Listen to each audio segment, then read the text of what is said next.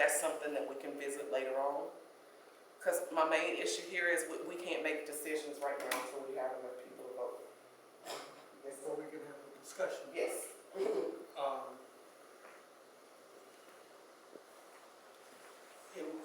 On this chart, you have problem solving where it says 2A. Yes. Because in the definition, I don't see anything about problem solving over there. In the definition of the law, is that word in there anywhere? And I'm raising, just as I read through, I'm listening to, we're going to learn to listen to each other, we're going to learn to understand each other, we're going to have perspective taking, we're going to have, and I read all of those things. I didn't feel where there was some resolution or some sense of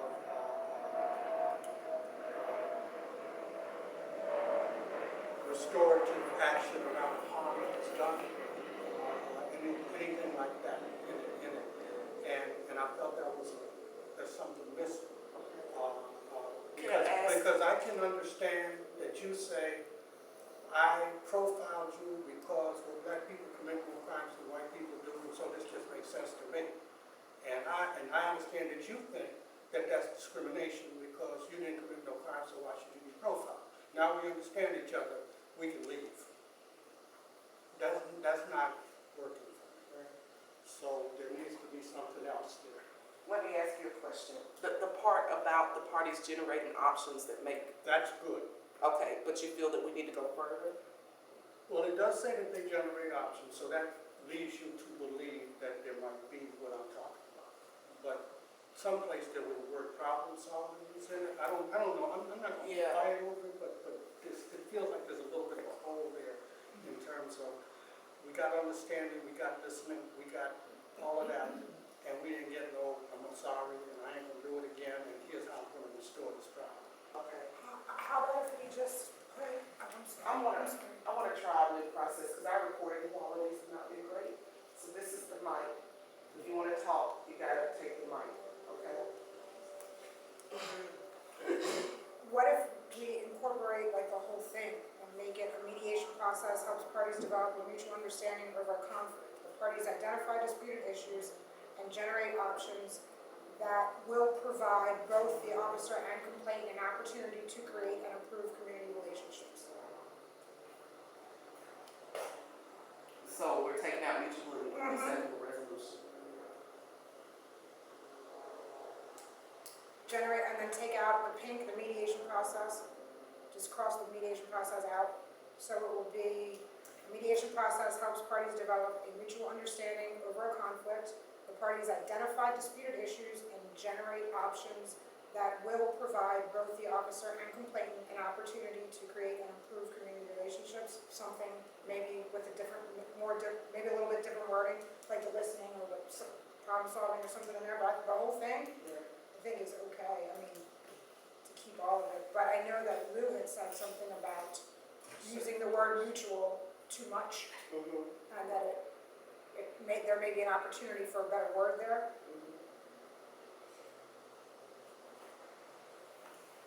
Just like, for me, just will creates a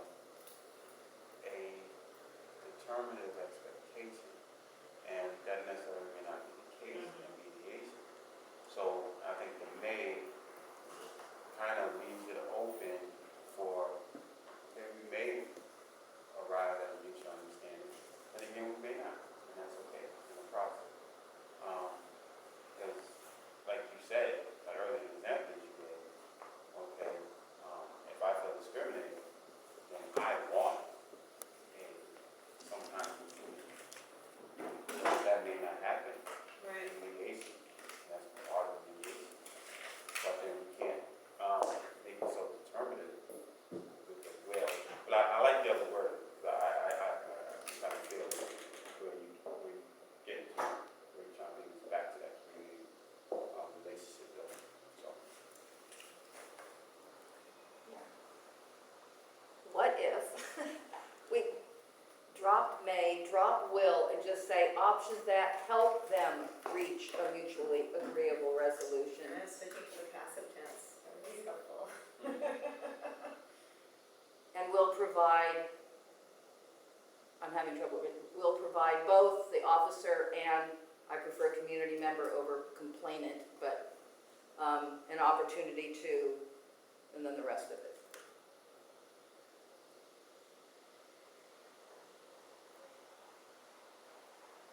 Because Or I keep think it that in- way it still implies you're going towards a goal of mutual understanding. Yeah. You don't have to, you might. You know. Yeah. So. Okay. Ted, my question is, do you feel that that answers your concern?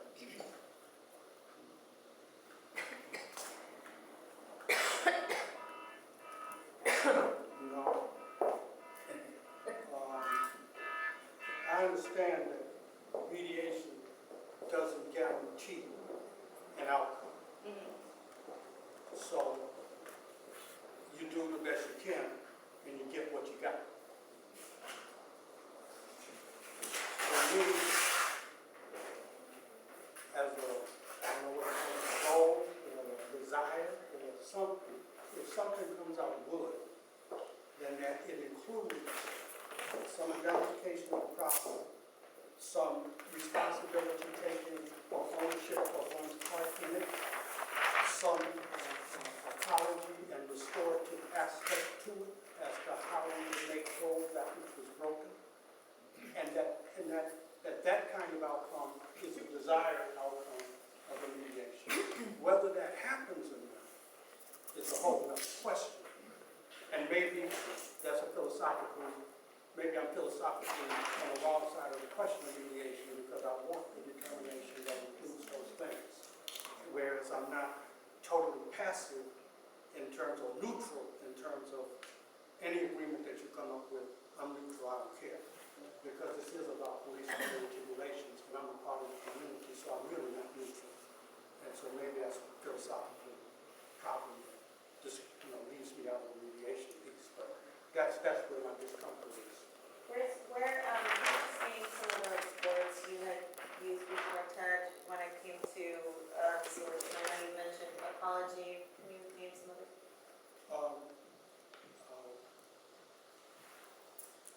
Reconciliation,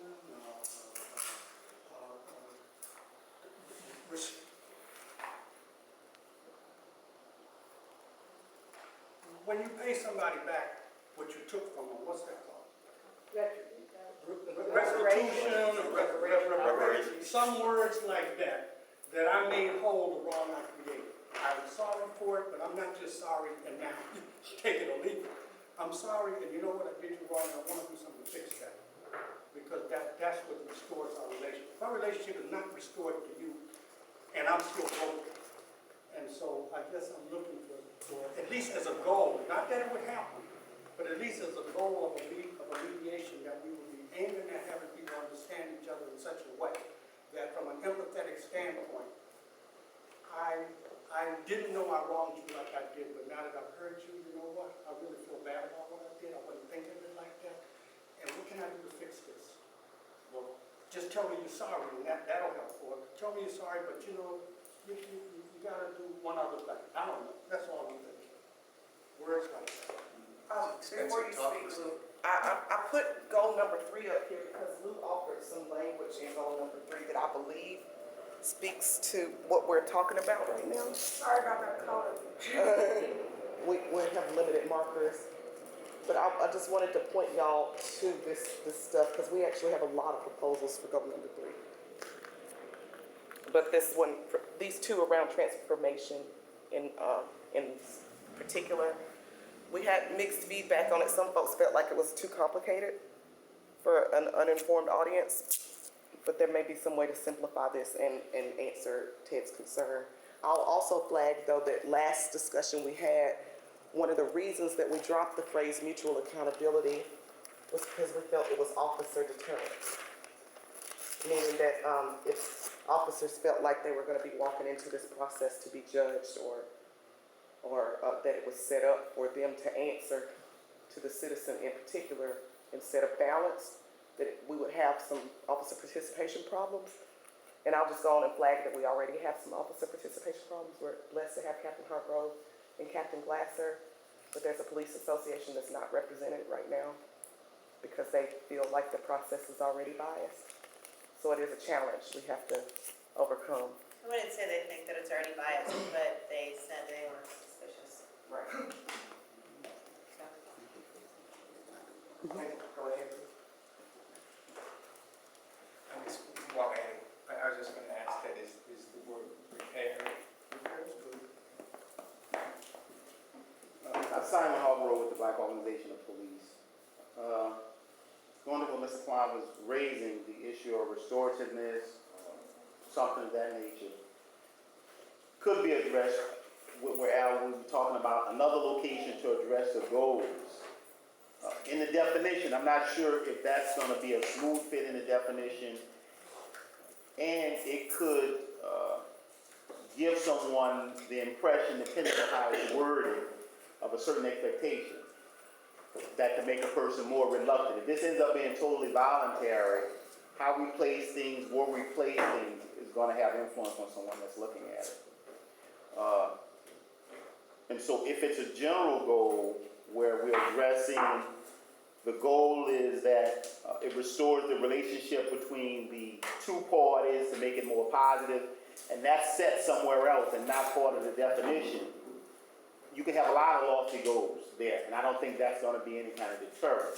Setting it in the definition, people are going to interpret things different. We can work on it for 2 months, come up with the best definition, but people are going to interpret that through their own eyes. And so we want that to just be somewhat as clear as we can get it without pushing a person in one direction or another. It's just, this is what it is. Then our goals and hopes can be 50 things. We might get 4 of them in a session. I think we're okay. It just depends. But we just have to be careful, I think, on the definition.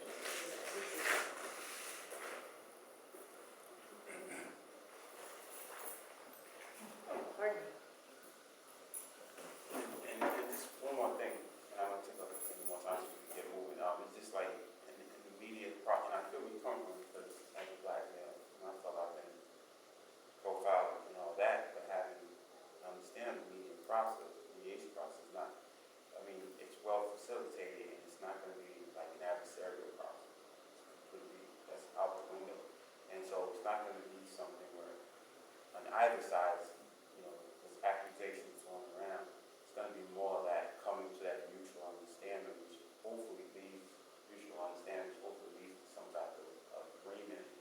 And I see what you're saying, which, you know, goes broken to now make whole.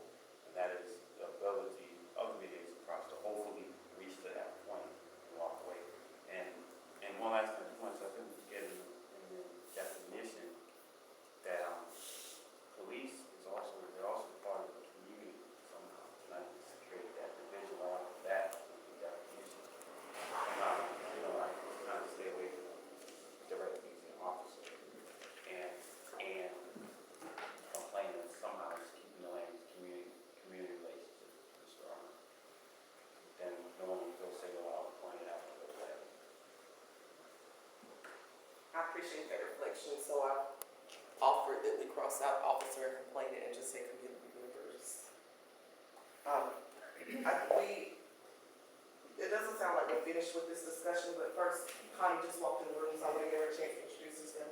Hi, my name is Connie Washington. I'm a leader of Sage Street Strong Communities. We were the organization that tried to get this mediation off the ground. So I'm happy to be here. Sorry I haven't been tardy, but the kids come first. I'm sorry.